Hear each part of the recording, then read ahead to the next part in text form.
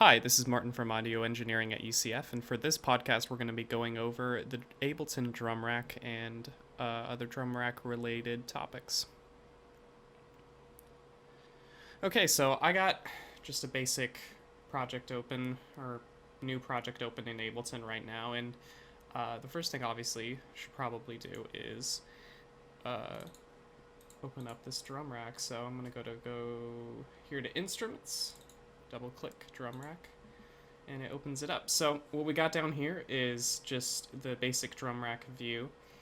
It's got this grid as 4x4 here, and you can see that there's pretty much a 4x4 grid that corresponds to pretty much every MIDI note that you want, or will be able to put in, I suppose.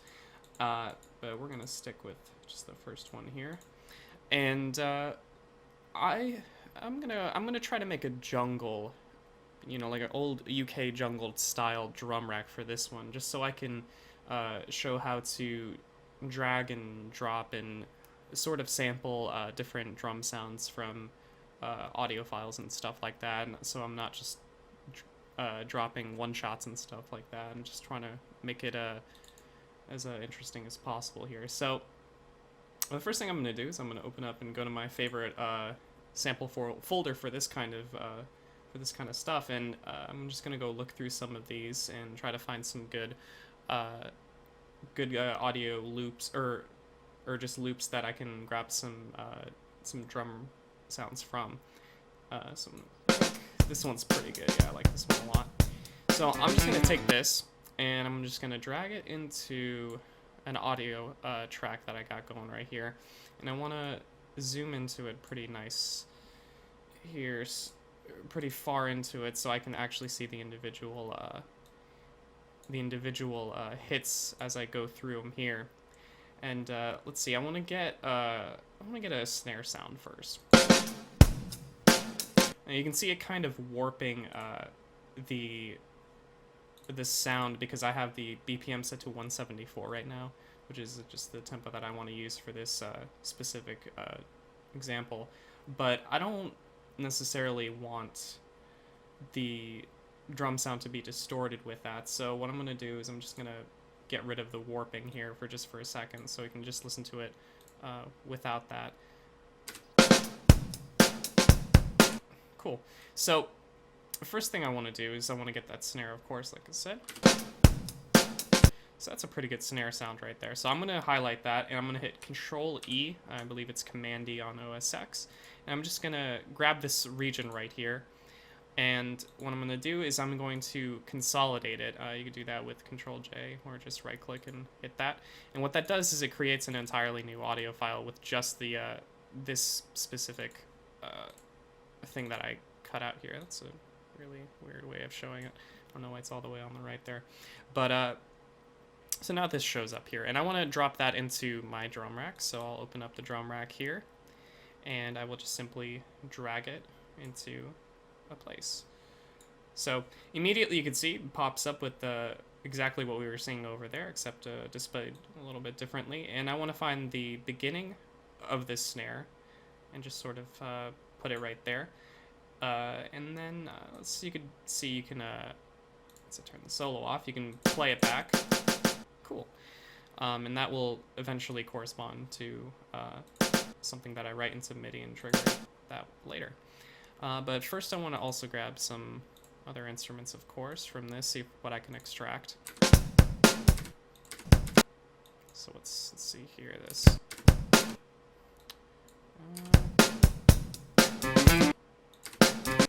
Seems like this is mostly just snare sounds, but I do want to find the secondary snare because I'm not going to be having just a full snare hit all the time. There's going to be little slightly more subtle ones in the drum loop.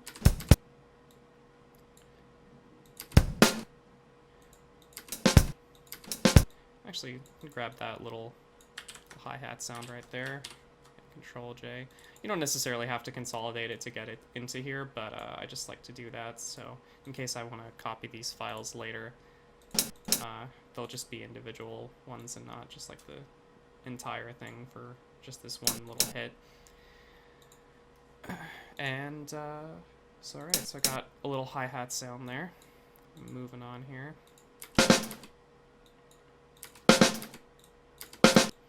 here's that other snare action that I want. Zoom in here a little bit. Grab that. Go to the drum rack. Drag this into another spot. Hold this right where it starts. Maybe a little bit back. So we got two unique little snare sounds right there. And I'm going to try to get a kick sound from a different loop here.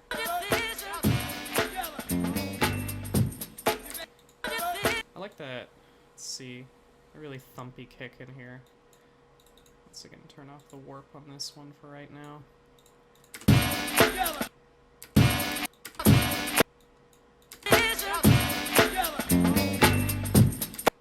There's the cleanest one right there.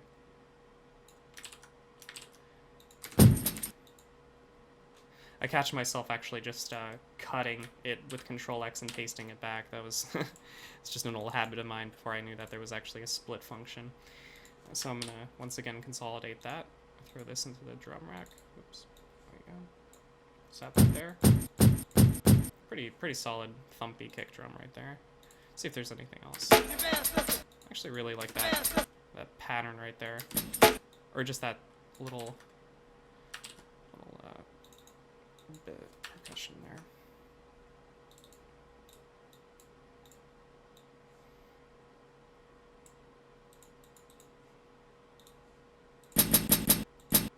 It's got a little bit of low end though, so I think this is a good time to take a look at some of the other controls here. So down at the bottom here, there's this little filter function.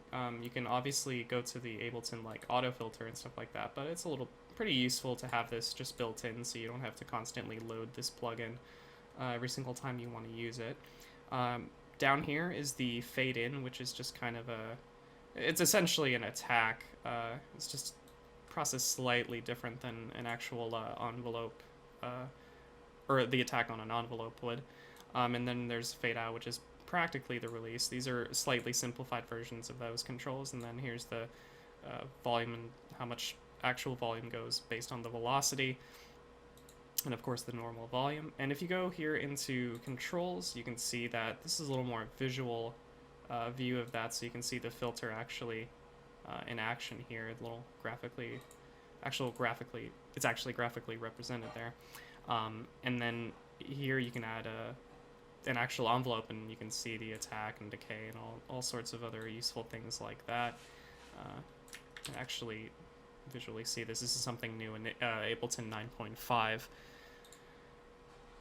So if you don't have this this view here, it's probably why. And there's some other different types of processing for these samples. I haven't really messed around with any of these, but I just think that one shot's probably the best. And obviously these I am essentially trying to make one shots, so it's probably the most appropriate for right now. So, you can hear there's a little bit of like excessive low end in this one, and the first thing that I want to do with that is obviously cut that out. So actually go to this control here, and I'm just gonna cut out a decent. Actually, I'm gonna cut out a decent amount of this, so it's just mostly the high end there. A little bit of cleanup on the sample there, and maybe just a little bit for this one. I don't hear any inherent problems with it, but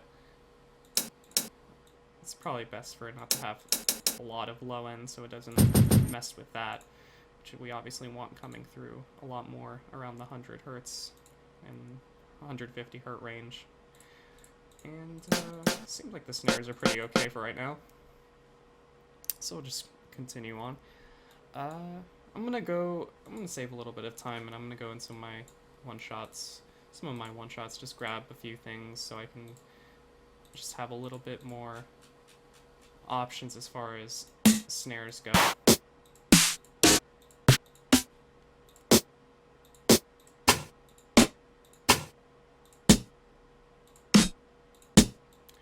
Just have a few more options as far as that goes when it comes to actually making some crashes will do nicely.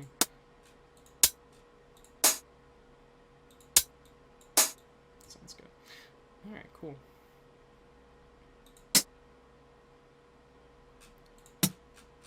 Got some rides, right?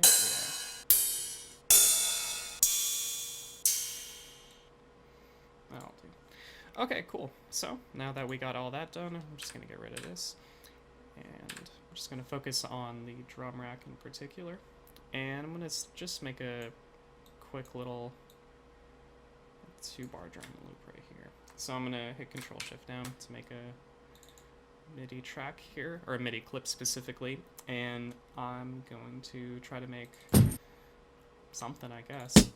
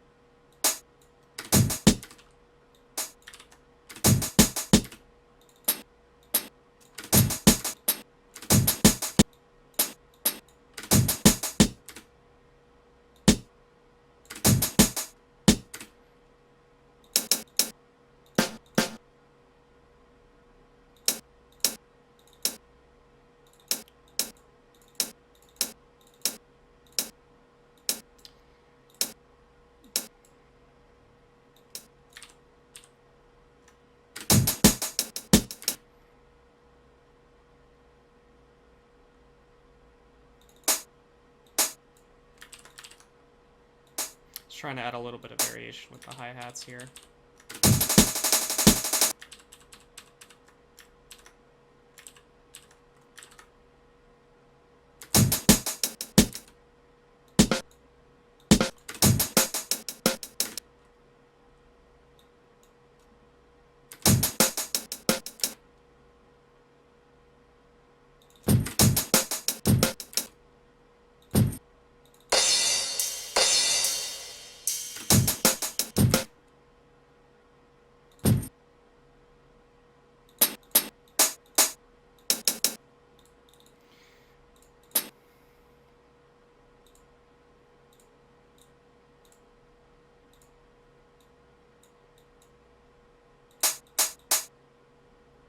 I'm going to change the qualities of this one because I want something that's a little more percussive and less just kind of like just splashy.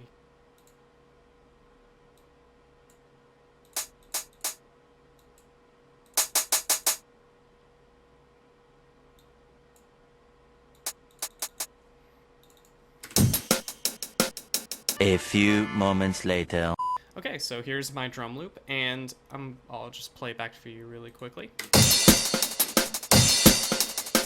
So, obviously, extremely poorly mixed at the moment. I just got done, essentially, with the arrangement, so we're gonna tweak it a little bit inside the drum rack. So, let's see what we got here. Let's just play it back. So, obviously, kick and the snare, both of these two sounds are just really not coming through at all whatsoever, and the percussion and the hi-hats and everything else and the cymbals especially are extremely loud. So first thing we're going to do, obviously, reduce the volume on those. So we're just going to go here and individually just kind of turn all those down really quickly. And right afterwards, we're going to work on making this sound as good as possible. So the nice thing about the Ableton drum rack is, of course, you could just drag and drop any plugin that you want. I'm just going to drop this compressor onto here, and I'm going to set it to fairly medium ratio and fairly fast attack. So if you kind of like zoom in here, you can see the exact time of it here. So I'm just going to set it to about 20 milliseconds or something like that. Let's watch it act. Probably should bring the threshold down there. So you can see a decent amount of gain reduction after that transient, or the initial transient there. And of course we're going to bring the volume up so it's a little bit louder. So that's sounding a little bit better. And I'm going to add that compression, and I'm also going to add, actually, what I'll do for this one is I'm going to make this a little bit No, I'll just keep it like that. For the glue compressor, though, we're going to add this awesome preset here that's essentially just gives you parallel compression in one fell swoop, so you don't have to make an additional audio track or anything like that. You can see here that the dry and wet knob here is set at 50, so essentially it's just punching this really hard. You can see the massive amounts of gain reduction and then the makeup, but it's only affecting half of the signal, so you can get parallel compression in just one fell swoop like that. Really useful tool. You can see here that without it, it's a lot thumpier. So really good tool there. And I'm just gonna add an EQ at the end, just to sort of cut down the low end here, or the extreme, the sub end here, and kind of raise it around 100, or wherever its kind of fundamental is, just in case that the compression, or just in case the compression kind of reduced the gain around there, and I don't want to have it lose its thumpiness, so just keep that there, and it should be a lot better if I turn these off. See the sort of the before and after. Pretty nice. I'm gonna also give it a little high cut. Didn't notice there, so it's not so crazy in those areas. All right, let's move on to the snares here. So if we look at our thing here, this is essentially the fundamental snare, and these are sort of the auxiliary snares. These play without the fundamental here, just for, I guess, rhythmic purposes. I don't know, I could probably bring that back here.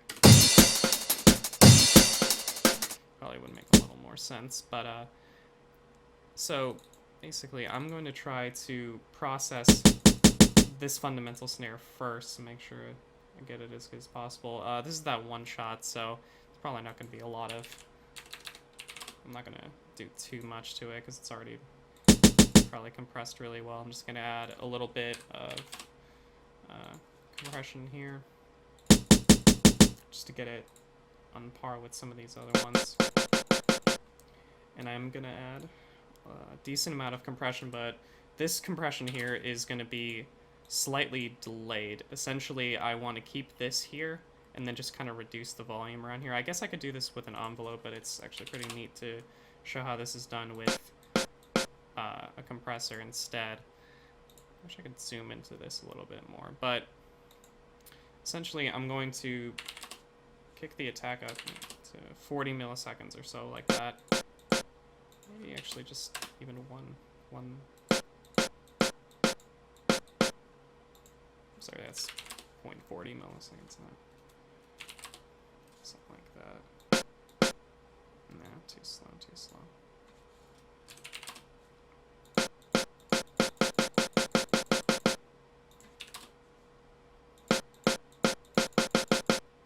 Turn this up slightly.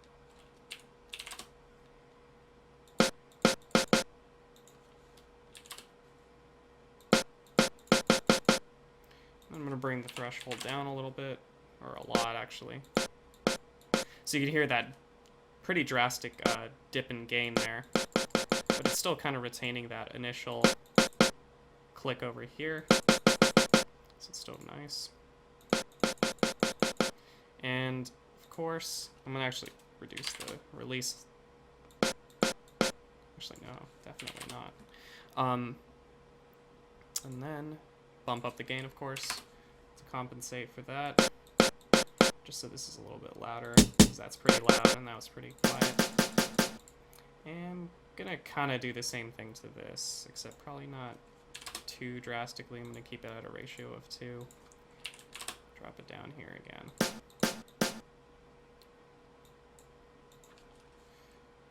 Actually, no, 4. There we go. A lot of this is just trial and error, especially if you're just sampling random sounds and stuff like that. So, got a good action on that. And of course, I'm going to drag some EQ to boost that fundamental just in case the compression squashed it too much. Yeah, right about there. And maybe a little bit over here as well. Give it a little more brightness. I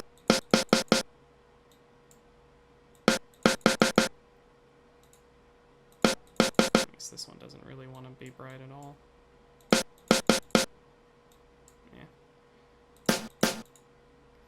And that one actually kind of want to just stay flat. So, I'll mute all these other ones and let's see how the snare and the kick sound together. So the snare sounds pretty okay as far as gain goes, but I want to group these snares up together and I want to process them all together so they kind of sound a little more cohesive than they do right now. So what I'm going to do is click this little button here. This extends the actual sort of mixer inside the drum rack. And you can see I can select all of these, and what I'm going to do is I'm going to select all of these, hold shift to select all of them, and I'm going to hit Control G. And that essentially creates another instance of the drum rack inside this drum rack.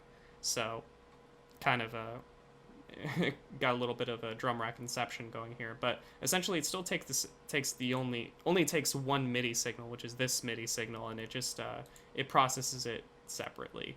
And the cool thing about this is that you can see here that let's see, I'll just get rid of this really quick. Right here, the drum rack actually has its own sends and its own returns, and of course you can't send anything if you don't have a return. So just for the sake of this example, I'll just quickly add a reverb here. I'll just give it a nice room reverb. Up that to 100%, and you can see here that when I hit this S button right here, now you can send it to A. I'll fill in this these sends later, but for right now, I want to focus on this drum rack is called snares now. So I want to focus on this this drum rack right here. So you can see here that it's got its own returns as well, and double click it, will it? No. Okay. So if it's got its own returns here as well, and you can see it's just the only thing that on this drum rack are those snares. But what you can do is now you can essentially what I'm going to do is I'm going to group all three of these up just like I did now, and I'm going to add some parallel compression to all of them to try to sort of unify the sound a little bit, and maybe some EQ together as well, or some saturation. So to do that though, this is looks a little bit confusing. So I'm gonna hit Tab and I'm gonna go to the mixer view and I'm gonna expand the drum rack here, and I'm gonna go to this snare thing. So automatically it kind of cuts the rest of the drum rack off. You can just focus on this a little bit more. So I'm going to drag this onto here. You can see here now this plugin appears after the drum rack, so you can see it's processing this drum rack here, and all the audio from these three sounds are coming straight into here.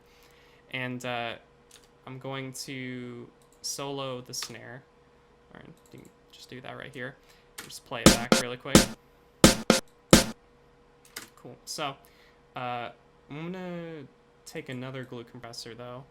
I'm gonna put it right before this one, just some like actual normal compression.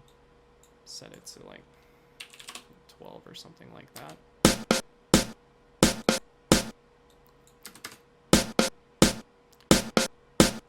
Cool. So it's got some normal compression and then some parallel compression going on here. So without these, it kind of sounds like this. It's also clipping here pretty hard, and with it sounds like this. Sounds a lot better. More unified in particular. And I'm also going to add, go back to this view, it's a little less confusing. I'm going to add some saturation to just the snares here. Put the color, or the second saturation that goes on along with this over here. Drop it down to like 50.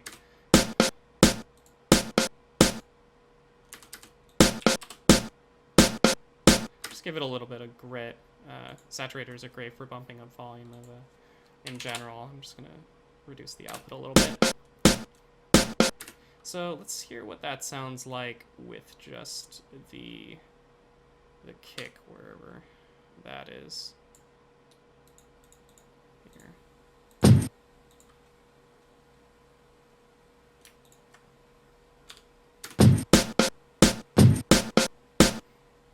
Sounds a little bit weird out of context, but as far as gain and like punch goes, they're pretty similar.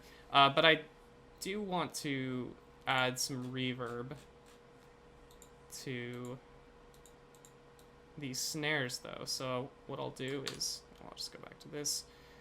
You can see here, you drop audio effects here, send and return. So I'm gonna add a return signal, which is just gonna be a bright room, and just some preset. And now I'm gonna be able to open up the sends tab, and I'm gonna send just negative 12 dB from all of these.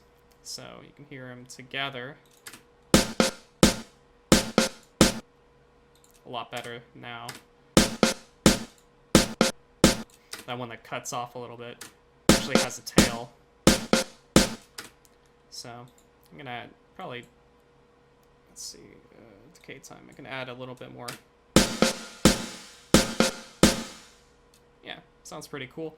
Might be a little bit too loud though, and I don't really like for reverb returns or anything like that to have a lot of dynamic range. So I'm just gonna create an extremely heavy compression, or I'm gonna add some extremely heavy glue compression to it. So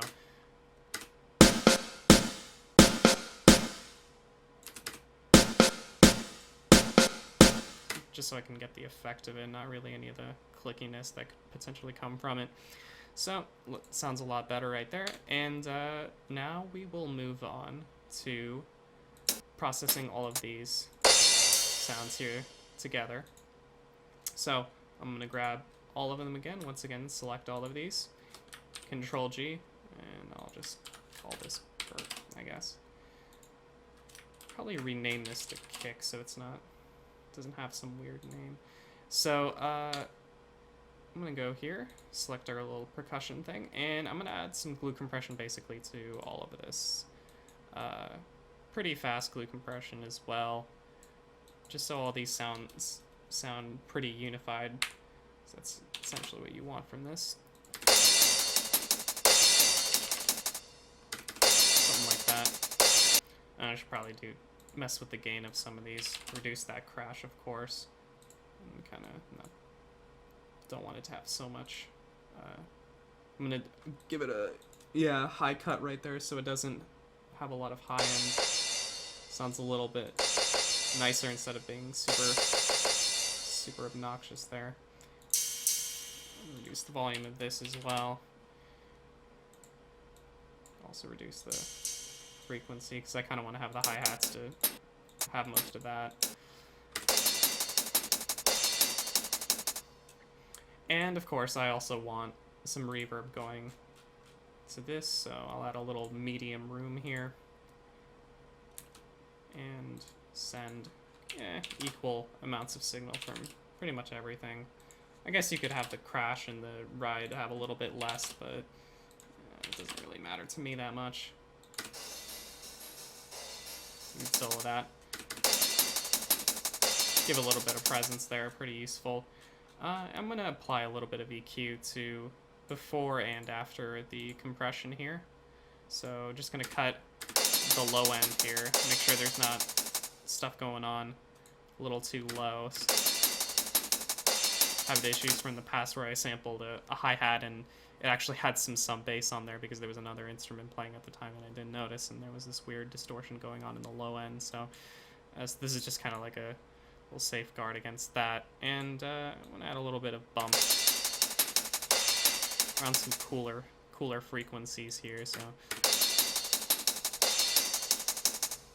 it's kind of just subjective here, but I like the 6. This is kind of like a rule of thumb for me. I pretty much always add this for some reason. It's just always helps to brighten up this this here. I guess actually this should be on this side, and then got a little ahead of myself there, and then just have the low cut there. Cool. All right, so let's play it back and make sure all of these all of these three groups here sound pretty good gain-wise. Cool. All right. Snare could probably use a little more brightness. Actually, it's mostly an issue with the samples. None of these really have like that kind of like slap to them, so I guess I'll just leave that be. But I do want to increase the amount of saturation on this. I think I might actually just bump this up to 100%. Might actually get a little bit too rowdy. Okay, cool. So now that we got these individual groups within the drum track running, let's process the entire drum rack itself. All right, so to do first off, let's see, I want to add, I do, from time to time, I know there's a lot of parallel compression going on with this entire thing, but I do like to add a little bit more just so it kind of solidifies it at the end. And I'll just put it at around like 10% or so. This is a pretty good, I don't know, amount. This is entirely subjective, but I'm just going to throw it on there just for kicks.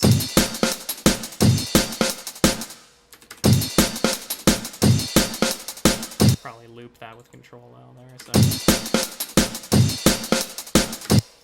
cool. So it just adds a little bit. I don't know. Sometimes it's a little bit of a placebo effect, but.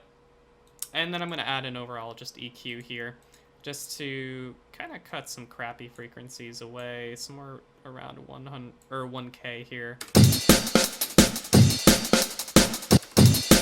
A lot of resonance around there, and this is kind of for later as far as planning goes, but I always cut around 150 just to let some of the bass lines through here. A lot of you'll have the sub bass going around at like sub 100, and then from 100 to 200 there's going to be that mid bass, the more audible bass, and there's not a lot of frequencies usually around here in this range for drum kits to have, like, I don't know, it's not going to be a lot to lose from cutting here from this drum kit, so this is just like kind of looking forward, making sure that you carve out all these areas that you want other instruments occupying. And I'm going to add a few more additions here just to brighten it up a little bit, potentially. A lot of people seem to like to boost this area, but it's kind of a little bit unnecessary in my opinion. I just like to give it like a quick... Yeah, that's pretty good. I'm not going to get into mid-side EQing, but definitely there could be a lot of that for this.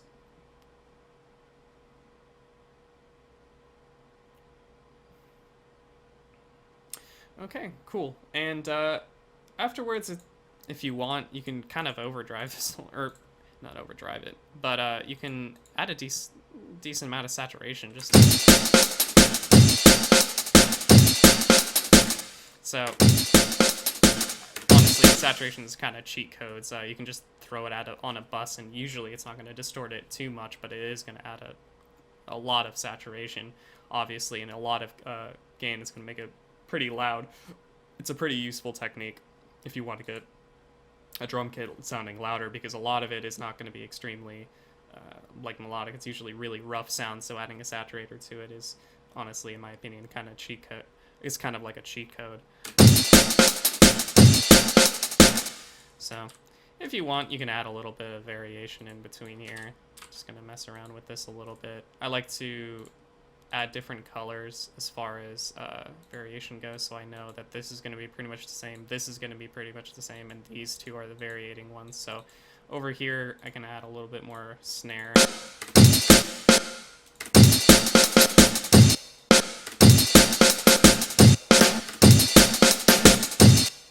Just mess with the velocity. Probably the second one would be better here.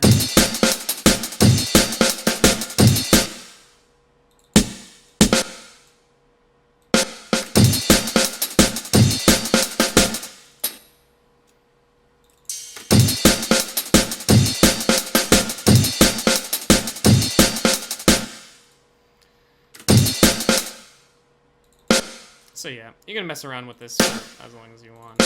I know I for sure will always find myself doing this at the end of this processing stage because I just like to always revisit it a little bit, or my composition afterwards, and sort of add things after I create a more polished sound, so I could really hear what it's like afterwards and kind of modify it to spice it up a little bit. So yeah, there's one more thing I think. If you have all these groups here encapsulated in this drum rack, there's this pretty neat thing you can do. Say, for example, if you just wanted to separate the percussion or the kick or something like that from this drum rack, you made it and you're like, ah, crap, I need to move it out of the drum rack. You can just right click on it and hit extract chains, and it will duplicate everything that's inside this, that was inside this drum rack, and just kind of move it out. So in case you want to have the kick sort of be separate from it, depending on what genre, that might be kind of useful. But you could do that, and you can do that to any one of these, and just revert it if you want. Throw it back in there. It's pretty useful. And I think that about covers it for Ableton drum racks. So yeah, hope you enjoyed. Thanks for watching, and I'll see you next time.